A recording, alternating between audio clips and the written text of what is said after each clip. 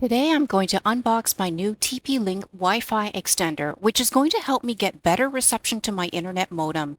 This one is model number RE705x and is supposed to be able to allow the devices throughout my multi-level home to get a better internet speed over Wi-Fi, so I can browse websites, watch videos, and upload pictures to the cloud much faster. So let's go ahead and open this up and then we'll get it installed. First up, we have some documentation about the driver software. We also have a quick installation guide in different languages. I like how they have pictures of the Wi-Fi extender and all their steps are numbered.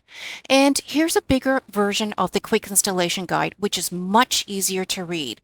There's 3 different methods to install the extender, either using the WPS button, installing the Tether app, or going to their web browser.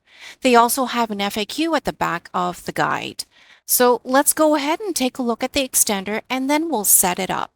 So this extender is a bit bigger than the palm of my hand, not too heavy, and I can see this extender is dual band because it supports both 2.4 gigahertz and 5 gigahertz. And it comes with 2 antennas that can be adjusted. On the side, we have the WPS button, and on the other side is an Ethernet port in case you want to hardwire this to your modem. In a follow-up tutorial, I'll show you exactly how to get this set up in just a few minutes, and then I'll do a speed test.